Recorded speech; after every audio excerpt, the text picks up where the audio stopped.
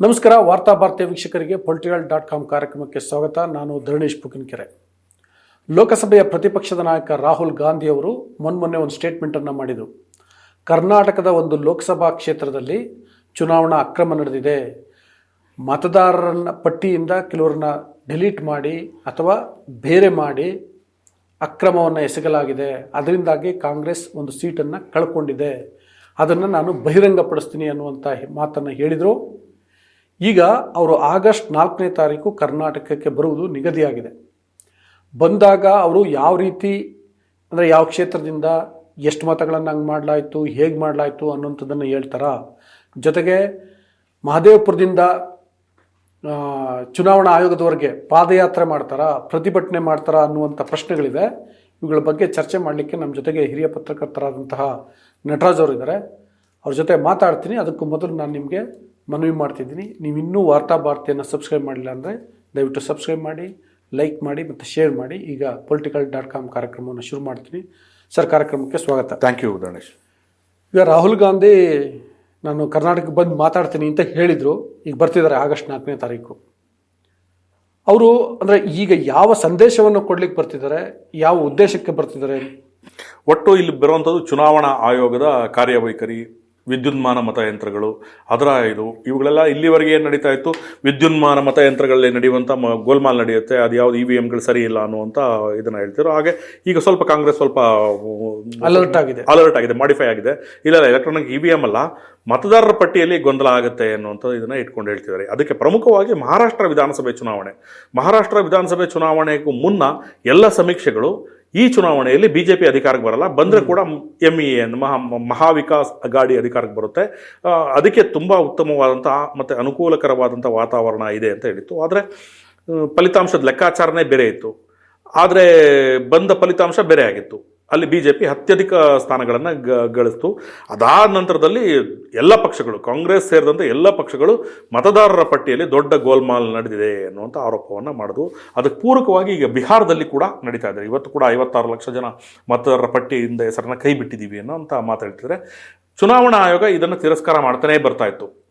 ಈ ರೀತಿಯಾದಂಥ ಅಕ್ರಮ ನಡೆದಿರೋಕ್ಕೆ ಸಾಧ್ಯನೇ ಇಲ್ಲ, ನಾವು ಮತದಾರರ ಪಟ್ಟಿಯನ್ನು ಕೊಟ್ಟಿರ್ತೀವಿ, ನೀವು ವೆರಿಫೈ ಮಾಡ್ಕೊಂಡ್ರಲ್ವಾ, ಈ ಥರದ್ದೆಲ್ಲ ಹೇಳ್ತಾ ಇದ್ರು. ಅದೇ ಈಗ ರಾಹುಲ್ ಗಾಂಧಿ ಅವರು ಚುನಾವಣಾ ಆಯೋಗವನ್ನು ಇಡಾನ್ ಮಾಡ್ತಿದಾರಲ್ಲ. ಹೌದು, ಅದಕ್ಕಾಗಿ ಅವರು ಕರ್ನಾಟಕದ ಒಂದು ಲೋಕಸಭಾ ಕ್ಷೇತ್ರವನ್ನು ಉದಾಹರಣೆಗೆ ಕೊಟ್ಟಿದ್ರು.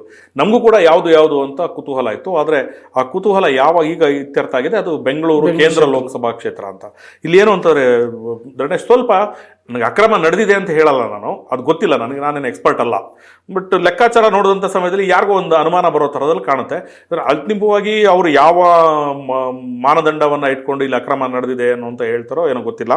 ಆದರೆ ಅಕ್ರಮ ನಡೆದಿದ್ರೆ 2-3 ಪ್ರಶ್ನೆಗಳು ಬರುತ್ತೆ. ಅಕ್ರಮ ನಡೆದಿದ್ರೆ ಸ್ವತಂತ್ರ ಅಭ್ಯರ್ಥಿ ಇಲ್ಲಿವರೆಗೆ ಯಾಕೆ ಸುಮ್ಮನೆ ಕೂತಿದ್ರು, ಚುನಾವಣಾ ತಕರಾರು ಅರ್ಜಿಯನ್ನು ಸಲ್ಲಿಸ್ಬೋದಿತ್ತಲ್ಲ, ದಾಖಲು ಮಾಡ್ಬೋದಿತ್ತಲ್ಲ, ಈ ಥರದ್ದೆಲ್ಲ ಪ್ರಶ್ನೆಗಳು ಬರ್ತಿದೆ. ಹಾಗಾಗಿ ಅದು ಯಾವ ರೀತಿಯ ಅವರು ದಾಖಲೆಗಳನ್ನ ಮಾಡ್ತಾರೆ, ಚುನಾವಣಾ ಆಯೋಗ ಯಾವ ತೀರ್ಮಾನ ತಗೊಳುತ್ತೋ ಅದು ಬೇರೆ ವಿಷಯ. ಆದರೆ ಅವ್ರು ಹೇಳಿರುವಂಥದ್ದು 3 ವಿಧಾನಸಭಾ ಕ್ಷೇತ್ರಗಳಲ್ಲಿ ಮಹದೇವಪುರ, ಸರ್ವಜ್ಞನಗರ ಮತ್ತು ಶಿವಾಜಿನಗರ, ಈ 3 ವಿಧಾನಸಭಾ ಕ್ಷೇತ್ರಗಳಲ್ಲಿ ಯಾರು ಮತದಾರರ ಪಟ್ಟಿಯಲ್ಲಿದ್ದರು ಅವರು ಈ ಚುನಾವಣೆ ಮುಗಿದ ನಂತರ ಆ ಮತದಾರರ ಪಟ್ಟಿಯಿಂದ ಹೊರ ಹೋಗಿದರೆ ನೆರೆಯ ರಾಜ್ಯದ ಮತದಾರರ ಪಟ್ಟಿಯಲ್ಲಿ ಆ ಹೆಸರುಗಳು ನುಸುಳಿವೆ, ಅವರು ಅಲ್ಲಿ ಮತದಾನ ಮಾಡಿದರೆ ಅವರ ವಿವರಗಳು ನಮ್ಮ ಹತ್ರ ಇದೆ, ಅವರ ವಿಳಾಸಗಳು ನಮ್ಮ ಹತ್ರ ಇದೆ ಅನ್ನುವಂಥ ಮಾತನ್ನು ಹೇಳಿದರೆ. ಹಾಗೇನಾದ್ರು ಆಗಿದ್ರೆ ಅದು ಗಂಭೀರವಾದಂಥ ವಿಷಯ. ಒಂದು ವೇಳೆ ಏನಾದರೂ ಯಾರೋ ಸರ್ಕಾರಿ ಕೆಲಸನೋ ಮತ್ತೊಂದು ಕೆಲಸನೋ ಟ್ರಾನ್ಸ್ಫರ್ ಆಗಿ ಅವರು ಟ್ರಾನ್ಸ್ಫರ್ ತೊಗೊಂಡಿದ್ರೆ ಅದು ಗೊತ್ತಿಲ್ಲ, ಚುನಾವಣಾ ಆಯೋಗ ಸ್ಪಷ್ಟನೆ ಕೊಡಬೇಕಾಗತ್ತೆ. ಅಂದರೆ ಇಲ್ಲೇನು ಅಂದರೆ ಬೆಂಗಳೂರು ಒಂದು ಸ್ಥೂಲ ಚಿತ್ರಣ ಕೊಡೋದಾದರೆ, ಬೆಂಗಳೂರು ಕೇಂದ್ರ ಲೋಕಸಭಾ ಕ್ಷೇತ್ರ ಇದೆಯಲ್ಲ, ಒಂದು ಕಾಸ್ಮೋಪಾಲಿಟಿನ್ ಕಲ್ಚರ್ ಇರುವಂಥ ಕ್ಷೇತ್ರ. ಒಟ್ಟು 23.9 ಲಕ್ಷ ಮತದಾರರಿದ್ದಾರೆ ಇಲ್ಲಿ ಅಂತ ಹೇಳ್ತಾರೆ. ಅದರಲ್ಲಿ ವಿಶೇಷ ಅಂದರೆ ಧರಣೇಶ್, 5 ಲಕ್ಷ ಮುಸ್ಲಿಂ ಅಲ್ಪಸಂಖ್ಯಾತರು, 2 ಲಕ್ಷ ಕ್ರೈಸ್ತ ಧರ್ಮೀಯರು, ಹಾಗೆ 6 ಲಕ್ಷ ಮಂದಿ ತಮಿಳು ಭಾಷಿಗ ಕನ್ವರ್ಟೆಡ್ ಮತದಾರರು ಅಂತ ಒಂದು ಲೆಕ್ಕಾಚಾರ ಇದೆ. ಈಗ ನೋಡಿದಂಥ ಸಮಯದಲ್ಲಿ ಇಲ್ಲಿ ಯಾವುದೇ ಪ್ರಭಾವಿ ಸಮುದಾಯ ಕರ್ನಾಟಕದ ರಾಜಕಾರಣದಲ್ಲಿ ಒಂದು ನಿರ್ಣಾಯಕ ಪಾತ್ರ ವಹಿಸುವಂಥದ್ದು ಒಕ್ಕಲಿಗ ಅಥವಾ ಲಿಂಗಾಯತ, ಈ ರೀತಿಯಾದಂಥ ಸಮುದಾಯಗಳಿಲ್ಲ. ಇಲ್ಲಿರುವಂಥದ್ದು OBC, ಅದು ಲಿಂಗ್ವಿಸ್ಟಿಕ್ ಭಾಷಿಗ ಅಲ್ಪಸಂಖ್ಯಾತರೇ ಹೆಚ್ಚು ಸಂಖ್ಯೆಯಲ್ಲಿರುವಂಥದ್ದು. ಬರುವಂಥ 8 ವಿಧಾನಸಭಾ ಕ್ಷೇತ್ರಗಳ ಪೈಕಿ ಬಂದಂಥ ಸಮಯದಲ್ಲಿ ಸರ್ವಜ್ಞನಗರ ಅತ್ಯಧಿಕ ಮತಗಳನ್ನು ಗಳಿಸಿ KJ ಜಾರ್ಜ್ ಅವರು ಆಯ್ಕೆಯಾಗಿದ್ದಾರೆ. ಶಿವಾಜಿನಗರ ರಿಜ್ವಾನ್ ಅರ್ಷದ್ ಅಲ್ಪಸಂಖ್ಯಾತ ಸಮುದಾಯಕ್ಕೆ ಸೇರಿದಂಥವರು. ಶಾಂತಿನಗರ ಹ್ಯಾರಿಸ್ ಅಲ್ಪಸಂಖ್ಯಾತ ಸಮುದಾಯಕ್ಕೆ ಸೇರಿದಂಥವರು. ಚಾಮರಾಜಪೇಟೆ ವಿಧಾನಸಭೆ ಕ್ಷೇತ್ರ. ಇಲ್ಲೂ ಕೂಡ ಅಂದ್ರೆ 4 ವಿಧಾನಸಭೆ ಕ್ಷೇತ್ರಗಳಲ್ಲಿ ಅಲ್ಪಸಂಖ್ಯಾತ ಸಮುದಾಯಕ್ಕೆ ಸೇರಿದ ಕಾಂಗ್ರೆಸ್ ಶಾಸಕರಿದ್ದಾರೆ. ಇನ್ನೊಂದು ಗಾಂಧಿನಗರ ವಿಧಾನಸಭೆ ಕ್ಷೇತ್ರ ಅತ್ಯಂತ ಕಡಿಮೆ ಅಂತರದಿಂದ ಸೋತಂತ ಗೆದ್ದಂತ ದಿನೇಶ್ ಗುಂಡೂರಾವ್ ಅವರು. ಒಟ್ಟು 5 ವಿಧಾನಸಭೆ ಕ್ಷೇತ್ರಗಳಲ್ಲಿ ಕಾಂಗ್ರೆಸ್ ಇದೆ. ಇನ್ನು ಉಳಿದಂತ ಮಹದೇವಪುರ, ಸಿ ವಿ ರಾಮನ್ ನಗರ, ಅಣ್ಣ ತಂಗಿ ರಘು ಮತ್ತೆ ರಘು ಅವರ ಸಹೋದರಿ ಬಿಜೆಪಿಯಿಂದ ಆಯ್ಕೆಯಾಗಿದ್ದಾರೆ. ರಾಜಾಜಿನಗರದಲ್ಲಿ ಬಿಜೆಪಿಯ ಶಾಸಕರಾಗಿರುವಂಥ ಸುರೇಶ್ ಕುಮಾರ್ ಅವರು ಇದ್ದಾರೆ. ಒಟ್ಟು ಈಗಿರುವಂತಹ ಚಿತ್ರಣವನ್ನು ಗಮನಿಸಿದಾಗ ಎಂಥವ್ರಿಗೂ ಕೂಡ ಈ ಲೋಕಸಭಾ ಕ್ಷೇತ್ರ ಕಾಂಗ್ರೆಸ್ಗೆ ಅನುಕೂಲಕರ ಅಲ್ವಾ ಅನ್ನುವಂಥ ವಾತಾವರಣ ಮೂಡುತ್ತೆ. ಯಾಕೆಂದ್ರೆ ಆ ಮತದಾರರ ಪಟ್ಟಿ ಇರುವಂಥದ್ದು, ಆ ಮತದಾರರ ಒಲವನ್ನು ಗಳಿಸಿರುವಂಥದ್ದು ನೋಡಿದ್ರೆ ಹಾಗಿದ್ರೂ ಕೂಡ ಸತತವಾಗಿ 3 ಅವಧಿಯಲ್ಲಿಯೂ ಕೂಡ ಬಿಜೆಪಿ ಅಭ್ಯರ್ಥಿ ಆಯ್ಕೆ ಆಗ್ತಾ ಬರ್ತಿದ್ದಾರೆ. ಈ ಬಾರಿ ಮತಗಳ ಅಂತರ ಇದೆಯಲ್ಲ, ಅದು ತುಂಬ ಗೆಲುವಿನ ಅಂತರ ಇದೆಯಲ್ಲ ತುಂಬ ಕಡಿಮೆ ಆಗಿದೆ. ಬಿಜೆಪಿ ಗೆದ್ದಂಥ ಅಭ್ಯರ್ಥಿ PC ಮೋಹನ್ ಅವರು 6,58,915 ಮತಗಳನ್ನ ತಗೊಂಡ್ರೆ, ಅವರ ಎದುರಾಳಿ ಮನ್ಸೂರ್ ಅಲಿ ಖಾನ್ ಕಾಂಗ್ರೆಸ್ನವರು 6,26,208 ಮತಗಳನ್ನು ತಗೊಂಡಿದ್ದಾರೆ. ಅಂತರ ಕೇವಲ 32,000. ಧರಣೇಶ್, 28 ಲೋಕಸಭಾ ಕ್ಷೇತ್ರಗಳಲ್ಲಿ 8 ಲೋಕಸಭಾ ಕ್ಷೇತ್ರಗಳು ಕಾಂಗ್ರೆಸ್ ಗೆದ್ದಿದ್ದಾರೆ, 2 JDS, 17 ಬಿಜೆಪಿ. ಈ ಬಿಜೆಪಿ ಗಿದ್ದಂಥ ಶಿವಮೊಗ್ಗ, ಉತ್ತರ ಕನ್ನಡ, ಉಡುಪಿ ಚಿಕ್ಕಮಗಳೂರು, ತುಮಕೂರು, ಬೆಂಗಳೂರು ದಕ್ಷಿಣ, ಬೆಂಗಳೂರು ಉತ್ತರ, ಮೈಸೂರು, ತುಮಕೂರು ಎಲ್ಲ ದೊಡ್ಡ ಮತಗಳ ಅಂತರದ ಅಂದರೆ 2 ಲಕ್ಷ, 3 ಲಕ್ಷ, ಕಾರವಾರ 3.5 ಲಕ್ಷ, ಈ ರೀತಿಯಾದಂಥ ದೊಡ್ಡ ಅಂತರದಲ್ಲಿ ಬಿಜೆಪಿಯ ಅಭ್ಯರ್ಥಿಗಳು ಮತ್ತು JDS ಅಭ್ಯರ್ಥಿಗಳು ಗೆಲುವನ್ನು ಸಾಧಿಸಿದ್ದಾರೆ. ಆದರೆ ಬೆಂಗಳೂರಿನ ಕೇಂದ್ರ ಲೋಕಸಭಾ ಕ್ಷೇತ್ರದಲ್ಲಿ ಮಾತ್ರ 32,000 ಅನ್ನುವಂಥ ಇದಿದೆ. ಈ ಲೆಕ್ಕಾಚಾರ ಇಟ್ಕೊಂಡೆ ಅನುಮಾನಕ್ಕೆ ಬಂದಿರುವಂಥದ್ದು. ಇನ್ನೊಂದೇ ಒಂದು ಮುಗಿಸ್ತೇನೆ, ಇದಷ್ಟೇ ಅಲ್ಲ, ವಿಧಾನಸಭೆ ಚುನಾವಣೆಯ ಸಮಯದಲ್ಲಿ ಕೂಡ ಈ ವಿಧಾನಸಭಾ ಕ್ಷೇತ್ರಗಳಲ್ಲಿ ಮತದಾರರ ಪಟ್ಟಿಯಲ್ಲಿ ಗೋಲ್ಮಾಲ್ ಆಗಿದೆ ಅಂತ ಇದೇ ಕಾಂಗ್ರೆಸ್ ಪಕ್ಷ ಆರೋಪ ಮಾಡಿತ್ತು. ಚಿಲುಮೆ ಎನ್ನುವಂಥ ಸಂಸ್ಥೆಗೆ ಮತದಾರರಲ್ಲಿ ಅರಿವು ಜಾಗೃತಿ ಮೂಡಿಸುವಂಥ ಒಂದು ಕೆಲಸವನ್ನು ಮಾಡಿದ್ದೀವಿ, ಚಿಲುಮೆ ಅಂತ ಒಂದು ಸ್ಥಳೀಯ ಸಂಸ್ಥೆಗೆ ಅವಕಾಶ ಕೊಟ್ಟಿದ್ದೀವಿ ಅಂತ ಹೇಳಿದರು. ಆ ಸಂಸ್ಥೆ ಮತದಾರರ ಅರಿವು ಮೂಡಿಸುವ ನೆಪದಲ್ಲಿ ಕೆಲವು ಮತದಾರರ ಹೆಸರುಗಳನ್ನು ಪಟ್ಟಿಯಿಂದ ಕೈ ಬಿಡಲಾಗಿದೆ ಎನ್ನುವಂಥ ಆರೋಪವನ್ನು ಎದುರಿಸ್ತಾ ಇತ್ತು. ಈ ಬಗ್ಗೆ ಚುನಾವಣಾ ಆಯೋಗನೇ ತನಿಖೆ ನಡೆಸಿತು. 2 IAS ಅಧಿಕಾರಿಗಳು ಅಮಾನತಾಗಿದ್ದರು. S. ರಂಗಪ್ಪ ಮತ್ತು ಶ್ರೀನಿವಾಸ್ ಅವರು ಸೇವೆಯಿಂದ ಅಮಾನತಾಗಿದ್ದರು. ಹಾಗೆ ಶಿವಾಜಿನಗರದ ಕಂದಾಯ ಅಧಿಕಾರಿಗಳಾಗಿದ್ದಂಥ ಸುಹೇಲ್ ಅಹಮದ್, ಮಹದೇವಪುರದ ಚಂದ್ರಶೇಖರ್ BBMP ಅಧಿಕಾರಿಗಳು, ಇವರನ್ನು ಕೂಡ ಈ ಅಕ್ರಮದಲ್ಲಿ ಶಾಮೀಲಾಗಿದ್ದಾರೆ ಎನ್ನುವಂಥ ಆರೋಪದಲ್ಲಿ ಅಂದಿನ ಚುನಾವಣಾ ಆಯೋಗ ಅವರನ್ನು ಸೇವೆಯಿಂದ ಅಮಾನತುಗೊಳಿಸಿ ಬಂಧನಕ್ಕೂ ಕೂಡ ಒಳಗಾಗಿದ್ದರು. ಈ ಪ್ರಕರಣ ಇನ್ನೂ ತನಿಖೆಯ ಹಂತದಲ್ಲೇ ಇದೆ. ಚಿಲುಮೆ ನಡೆಸಿದಂಥ ಅಕ್ರಮ, ಅಂದು BBMP ಆಯುಕ್ತರಾಗಿದ್ದಂಥ ತುಷಾರ್ ಗಿರ್ನಾಥ್, ಇವತ್ತಿನ ನಗರಾಭಿವೃದ್ಧಿ ಇಲಾಖೆಯ ಪ್ರಧಾನ ಕಾರ್ಯದರ್ಶಿಯಾಗಿದ್ದರೆ, ಅವರ ವಿರುದ್ಧ ಈ ಅಕ್ರಮದ ಆರೋಪನೂ ಕೇಳಿತ್ತು. ಯಾಕೆಂದರೆ ಅವರು ಚುನಾವಣಾಧಿಕಾರಿ ಆಗಿರುವಂಥದ್ದು. ಈ ಎಲ್ಲ ಅಂಶಗಳನ್ನು ಇಟ್ಕೊಂಡಾಗ ನಡೆದಿರ್ಬೋದಾ ಅನ್ನುವಂಥ ಅನುಮಾನ ಕಾಣುತ್ತೆ. ಹಾಗಾಗಿ ತನಿಖೆ ನಡೆದಿದ್ರೆ ಅದ್ರ ಸ್ವರೂಪ ಏನಾಗಿತ್ತು, ಚಿಲುಮೆ ಎನ್ನುವ ಸಂಸ್ಥೆ ಏನಾದರೂ ಇದರಲ್ಲಿ ಅಕ್ರಮಕ್ಕೆ ಮತದಾರರ ಪಟ್ಟಿಯಲ್ಲಿ ಹೆಸರನ್ನು ನುಸುಳಕ್ಕೆ ಅವಕಾಶ ಮಾಡಿಕೊಟ್ಟಿತ್ತಾ ಅಥವಾ ಇಲ್ವಾ ಅನ್ನುವಂಥದ್ದು. ಈಗಿರುವಂಥದ್ದು ಏನು ಅಂದರೆ, ಇವರು ಅಕ್ರಮ ನಡೆದಿದೆ ಅಂತ ಪ್ರತಿಭಟನೆ ಮಾಡ್ತಿದ್ದಾರೆ, ಚುನಾವಣಾ ಆಯೋಗದ ವಿರುದ್ಧ ಸಮರವನ್ನು ಘೋಷಣೆ ಮಾಡಿದ್ದಾರೆ. ಅದನ್ನೇ ಬರ್ತೀನಿ. ಏನಂದ್ರೆ ನೋಡಿ, ಆಕ್ಚುಲಿ ನಾನು ಹೇಳ್ಬೇಕಾದಂಥ ಒಂದಷ್ಟು ಮಾಹಿತಿ ನೀವು ಹೇಳಿ ನನ್ನ ಕೆಲಸವನ್ನು ಸುಲಭ ಮಾಡಿದ್ರಿ. Thank you. ಏನಂದ್ರೆ, ಈ ಇಡೀ ದೇಶದಲ್ಲಿ 543 ಲೋಕಸಭಾ ಕ್ಷೇತ್ರಗಳ ಪೈಕಿ ಕಾಂಗ್ರೆಸ್ ಬೆಂಗಳೂರು ಸೆಂಟ್ರಲ್ ಬಗ್ಗೆ ಮಾತಾಡ್ತಿದೆ, ರಾಹುಲ್ ಗಾಂಧಿ ಬೆಂಗಳೂರು ಸೆಂಟ್ರಲ್ ಬಗ್ಗೆ ಮಾತಾಡ್ತಿದ್ದಾರೆ ಅಂದರೆ ನನಗನ್ನಿಸ್ತಿದೆ ಅವರೇನೋ ಒಂದು ಅದ್ರ ಬಗ್ಗೆ ಅಧ್ಯಯನ ಮಾಡಿರ್ತಾರೆ, ಸ್ಟ್ಯಾಟಿಸ್ಟಿಕ್ಸ್ ಎಲ್ಲ ತೆಗೆದುಕೊಂಡು ಮಾಡಿರ್ತಾರೆ ಅಂತ ಅನಿಸುತ್ತೆ. ಆ ಕಾರಣಕ್ಕೋಸ್ಕರ ಭಾಳ ಪರ್ಟಿಕ್ಯುಲರ್ ಆಗಿ ಸ್ಪೆಸಿಫಿಕ್ ಆಗಿ ಹೇಳ್ತಿದ್ದಾರೆ. ಅದೇ ಕಾರಣಕ್ಕೇನು ಅವರು ರಾಹುಲ್ ಗಾಂಧಿಯವರೇ ಬಂದು ಅದನ್ನು ಮಾತಾಡ್ತೀನಿ ಅಂತ ಹೇಳಿದ್ದಾರೆ. ಅವತ್ತು ನನ್ನ ಪ್ರಕಾರ ಈಗ ನಾವೇನು ಇರಬಹುದು ಆಗಿದೆಯೋ ಇದು ಏನು ಹೇಳ್ತಿದ್ವಲ್ಲ, ಅದನ್ನು ಅವ್ರ ವರ್ಷನ್ನ ಅವರು ಭಾಳ ಸ್ಪಷ್ಟವಾಗಿ ಜನರು ಮುಂದಿಡುವಂಥ ಸಾಧ್ಯತೆಗಳು ಇರ್ತವೆ.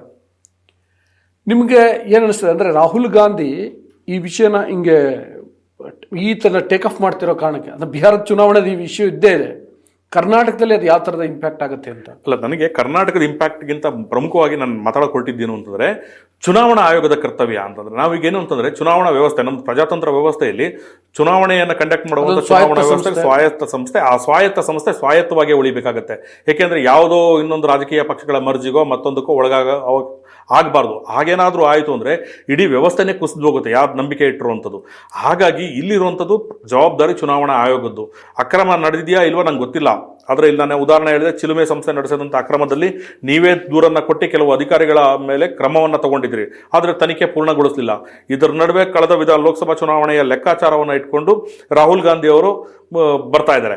ಈಗಿರುವಂಥ ಸಮಯದಲ್ಲಿ ಚುನಾವಣಾ ಆಯೋಗ ಅತ್ಯಂತ ಹೆಚ್ಚು ಜಾಗರೂಕತೆಯಿಂದ ಕೆಲಸ ಮಾಡಬೇಕಾಗುತ್ತೆ. ಯಾಕೆಂದರೆ ಇಷ್ಟೊಂದು ಜನರ ಒಂದು ವಿಶ್ವಾಸವನ್ನು ಗಳಿಸಿರುವ ಸಂಸ್ಥೆ ಆ ವಿಶ್ವಾಸವನ್ನು ಉಳಿಸ್ಕೊಳ್ಬೇಕಾಗುತ್ತೆ. ಎಲ್ಲಾದರೂ ವಿಶ್ವಾಸಕ್ಕೆ ಧಕ್ಕೆ ಹೋದರೆ ಇಡೀ ಚುನಾವಣಾ ವ್ಯವಸ್ಥೆ, ಪ್ರಜಾತಂತ್ರ ಇಂಥದ್ರ ಬಗ್ಗೆ ಎಲ್ಲ ಒಂದು ದೊಡ್ಡ ಆಘಾತ ಉಂಟುವಾಗುತ್ತೆ. ಹಾಗಾಗಿ ರಾಹುಲ್ ಗಾಂಧಿ ಹೋರಾಟ ಮಾಡ್ತಿದ್ದಾರೆ, ಒಂದು ರಾಜಕಾರಣಿಯಾಗಿ ಅವ್ರು ಹೋರಾಟದ ಮಾಡೋದ ಬಗ್ಗೆ ನನಗೆ ತಕರಾರಿಲ್ಲ, ರಾಜಕಾರಣಿಯಾಗಿ ಮಾಡಲಿ. ಆದರೆ ಚುನಾವಣಾ ಆಯೋಗದ ಜವಾಬ್ದಾರಿ ಇದೆಯಲ್ಲ, ಚುನಾವಣಾ ಆಯೋಗನೇ ಉತ್ತರ ಕೊಡಬೇಕಿಲ್ಲ, ಕೇಂದ್ರ ಸರ್ಕಾರ ಆಗಲಿ ರಾಜ್ಯ ಸರ್ಕಾರ ಆಗಲಿ ಅಲ್ಲ.